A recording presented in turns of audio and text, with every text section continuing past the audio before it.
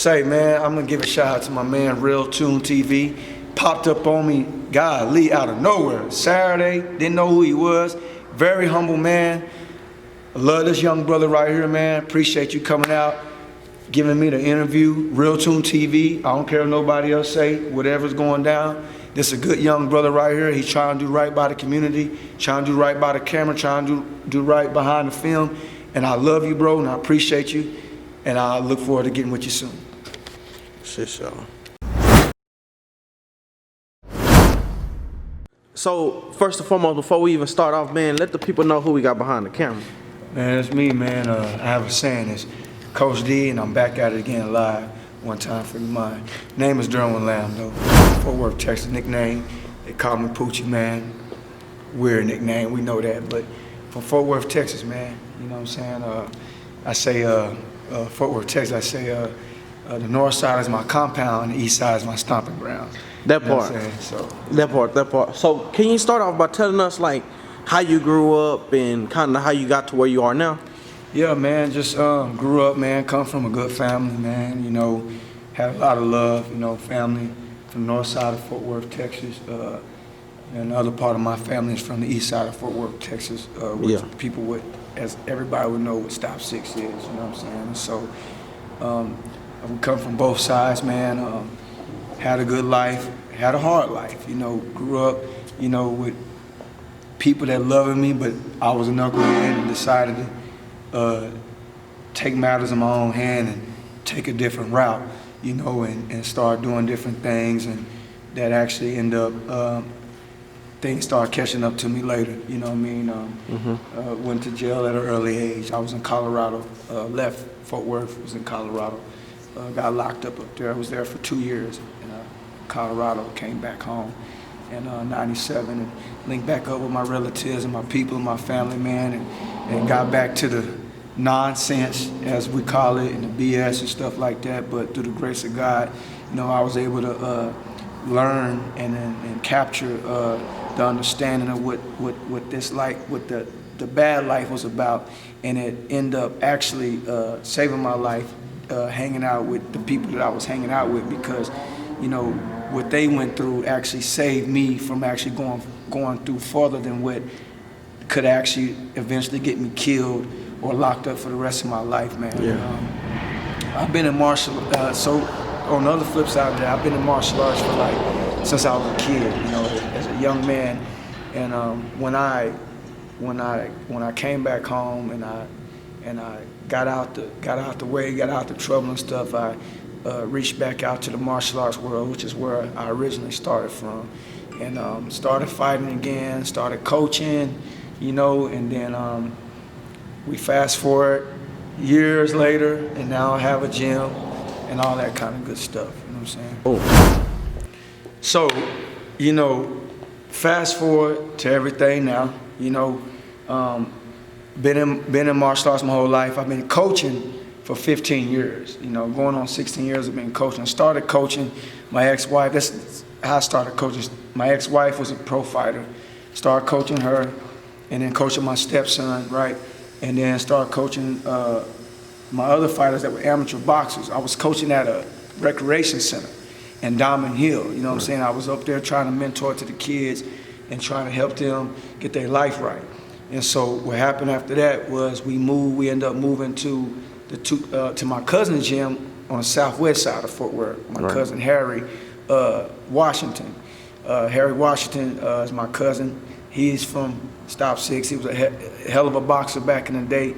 You know, and he had a gym over there, so I started coaching over there with him, and then I was introduced to one of my students, and he had just got out the military. So then what happened with him was I became one of his coaches, and then we opened up the gym, started Phalanx MMA Academy, and that was in 2011. And we started 2011 Academy in Southwest Fort Worth, Texas. And then so after that, what happened was, you know, I ended up taking over Phalanx, and then I moved to this spot in this location where we're at now. It was Phalanx for a while. I've been in my location I am now 8 years. I've been training fighters from, you know, boxing, kickboxing, you know, MMA, UFC. Three people that I personally put in the UFC and stuff like that. Came over here in 2000. I believe it was 2013 is when I got here. 2013, and we've been here since, man, and been training fighters and stuff like that. The main thing that I really try to like get people to understand, man, is that, you know, me more than so being a coach, I'm about the community. You know what I'm saying? I'm about the community, and, you know, teaching fighters and helping fighters become, you know, champions is one thing, but to help people become better human beings and better people in life, especially our people, man, we like in last place. You know, we in last place as far as like everything that's going on in this world. So my job, man, is that, yes, I coach. Yes, I'm a good coach, but more so I want to mentor to the people that didn't get a chance to learn. You know, I didn't have nobody telling me, you know, what to do and what not to do. I had to learn this stuff on my own. So when I built this this operation that I have, right. I built this operation to teach people, you know, there's a different kind of way of doing things. You know, it don't have to be the street life. It don't have to be the gang life. It don't have to be the penitentiary life. It don't have to be death. You know, there's a different kind of way. So I believe that God used me as a vessel to open up the gym, to use my skill set to be a mentor to young men and young women, to teach them a different way of different things. And this is why we have this place, you know what I mean? We have this place to show people, man, look, there's a different way of doing things. There's a different way of moving around, you know? And so my job right now is, although I know I can't change everybody, I know I can't change the whole world, but I know that I could be a brain, like Pac said this. He said I could be the brain to a spark that changed somebody else's life, and then then it spreads. So this is what we hear, man. We use martial arts, we use boxing, we use kickboxing, we use MMA to really bring people together.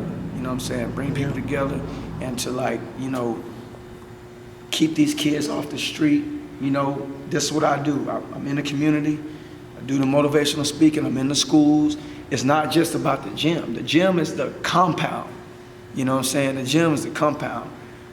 And it's the headquarters to the things, to all the other things that we venture off and doing in this world. So this is kind of like, you know, I tell people a long time ago that martial arts saved my life. It really saved my life because it taught me a different spirit. It taught me a different way.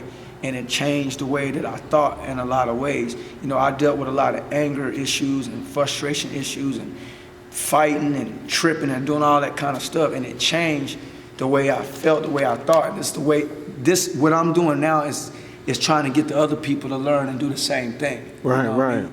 This isn't one of the narratives you hear about Fort Worth. Yeah. One of the main things that you hear about Fort Worth is the killing, the gang banging, Yes. if you look at the kids even today, like the rappers, that's kind of what you get. So do you get discouraged when you see how the kids are actually going about their daily lives? I do get a little discouraged. It is hurtful. It's hurtful to my spirit and hurtful to my heart to see that, man, because sometimes when I'm watching, you know, a lot of these young kids, I knew their parents, and some of their parents I actually hung out with or grew up with. And so when I see what's going on, it is hurtful, man, because I feel like it's a lot of misguiding going on. And a lot of misguiding is going on because we don't have people guiding them to the right place, you know what I mean? And so, yes, I do get discouraged, man, because I feel like we as a people, especially as black men, we have it the worst. We have it the hardest, man. And so, you know, one thing my dad told me a long time ago, man, he said, you have one strike against you, man. He told me this when I started getting in trouble early. He told me, he said, you have one strike against you because of the color of your skin.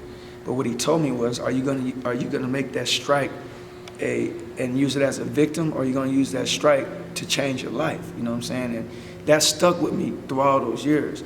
You know, that was one of the most valuable things that my stepdad told me, you know? Yeah. And so I took that, man. And a lot of times, like, you know, I didn't have nobody telling me, don't do this either, don't do this either, don't do that either. This is why I'm here now, to try to speak to the young people. Let's be real though, you know, you're not gonna reach everybody. Right. You're not gonna reach everybody. Everybody's not gonna be reachable. This is the real thing that I gotta tell people. You're not gonna reach everybody. Everybody's not gonna hear you. You know what I'm saying? But there's gonna be a lot of people that do.